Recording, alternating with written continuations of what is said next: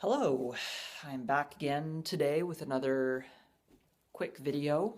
Just wanted to talk a little bit about teeth today and taking care of your teeth as a raw vegan because it's a topic that I feel like I have quite a bit of experience with because I've had quite a few issues actually with my teeth since becoming raw vegan. And at the beginning, I was like, what the hell? What's going on? I thought this was supposed to be the perfect way to eat, the perfect diet. Why am I getting all these tooth issues?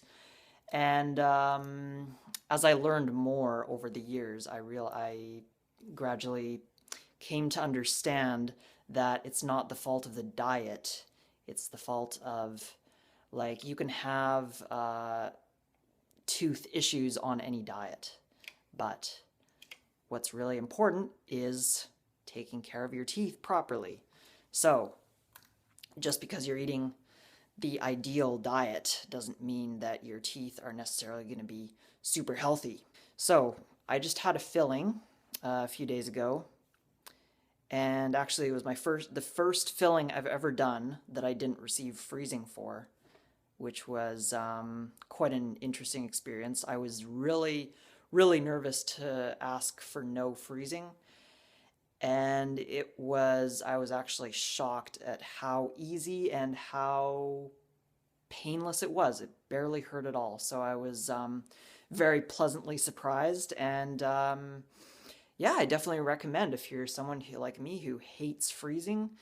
Um, and I mean, depending on the cavity, if it's a really serious cavity, maybe do your research, but like if it's just a small cavity, I would I would uh I would recommend like consider asking for no freezing and just do it. Do it good old fashioned way. Yeah, as I say, I was very pleasantly surprised that it really barely hurt at all. So yeah, that was that. And so, as I was saying before, I've had quite a few tooth issues as a raw vegan. And I think there's a couple reasons for this. Um, Number one, for the first few years that I was eating a primarily fruit-based diet, I was eating a lot of dates. And dates are delicious, they're a wonderful fruit, but they're, in my opinion, not an ideal fruit because well, depending on the date, they can be very sticky and they can stick to your teeth. And if you don't wash your mouth out after eating them and brush your teeth after eating them, they can definitely cause problems because as I say, they're really sticky, and that sugar, if it's stuck to your teeth, it's just like it's going to be like a breeding ground for creating cavities. So I think that was issue number one. Any kind of dried fruit, really, I would recommend to avoid dried fruit as much as possible. Dates, I mean, dates are kind of an in-between. Like, again, depending on the date, you can find really soft, fresh dates, and I think those are generally, I mean, they're better. The softer the date, the better it's going to be. Again, I don't think that dates are an ideal food just because of their stickiness and their issues with teeth. The fact that there's such a high concentrated source of calories. I think if we were living in a tropical place with access to lots of other high calorie types of, different kinds of bananas and jackfruit and durian and mame sapotes and all these other fruits that I think are more ideal for our bodies. I think that, you wouldn't need dates, first of all. So, but for most of us who are living in the colder climates, the more temperate climates, I think they can be a very useful addition to the diet in order to get enough calories. But yeah, as I was saying, I think just eating. So here's the thing. I think there is also a difference between just eating dates and blending dates in a smoothie. If you're blending dates in a smoothie, they're not, how can I say it? They're not affecting your teeth. They're not like sticking to your teeth in the same way as if you're just like chewing them, right? So, and if you are gonna eat dates, like just as is, I would recommend eating them with some kind of greens like celery. Dates and celery is a great combo. Dates and wrapped in like romaine lettuce, or even apples, like dates and apples. Something that's gonna like kind of wash away the dates after they've made contact with your teeth. I think it's gonna be helpful. And then after eating dates, washing your mouth out. Very simple, washing your mouth out. But it's so simple, but like, for a long time, I just never thought to do it until I started having all these issues. And then, yeah, so washing your mouth out, and then after a while, brushing your teeth. Just prevention, right? Prevention. So the other thing is citrus. Citrus, again, if you don't practice proper oral hygiene after eating citrus, it can be problematic. There's nothing inherently wrong with eating citrus, in my opinion, but it's all about what you do after eating how you eat the citrus and what you do afterwards. So again, nothing inherently wrong with eating citrus.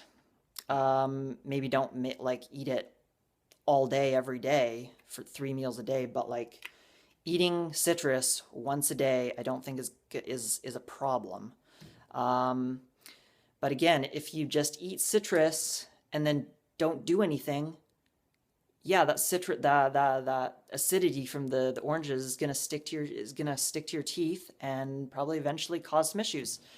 If you wash your mouth out after eating a meal of citrus, that's gonna help a lot, in my opinion. And I've noticed that since I started doing this, since I started taking these preventative measures of washing my mouth out after, well, no matter what I eat, basically, I think washing your mouth out after eating anything is a great idea, but especially after you're eating things like citrus and dates. The other thing I think that's important is to make sure, like if you're eating citrus or pineapples, another thing that can cause issues with teeth, just make sure it's really ripe, if it's not optimally ripe, it can also cause issues, being like too sour or whatever, causing tooth sensitivity. But I really think the most important thing when it comes down to it is the preventative measures that you take after eating. Just washing your mouth out with water every time after you eat. Again, like brushing right after without washing your mouth out is just also a recipe for disaster, because you're just going to be brushing that sugar and all the citrus juice into your teeth, which is just going to wear down the enamel. So washing your mouth out, I feel like I'm like sounding like a dentist here almost, but like I feel like I've done a lot of research on this and feel like I've learned a lot. So I just wanted to share these things that have helped me. Yeah, I feel like people like love to demonize fruit for the sugar content or whatever. It's really not the sugar that causes problems. It's people think that, eating a healthier diet, they can just kind of like be more lax about taking care of their teeth. I think it's a big thing.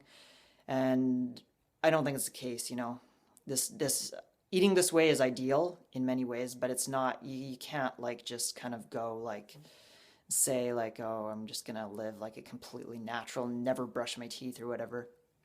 I don't think that's smart.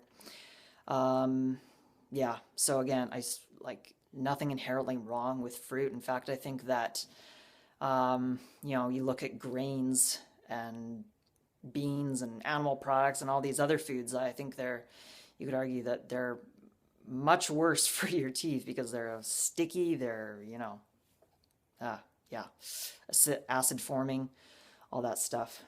So I think those were all my things that I was wanting to talk about. Eat a lot of greens. Greens with the minerals and everything, gonna help your teeth. Um, yeah, just wanted to share those things that I've learned that have helped me. If you have any thoughts or any other similar experiences, please feel free to share. And if you if you have any thoughts or similar experiences or any if you have any thoughts or similar experiences or anything, feel free to share. And thanks for watching. All right, thanks for watching, everyone. All right, thanks for watching, everyone. Yeah, I will be back soon with more videos. Bye for now.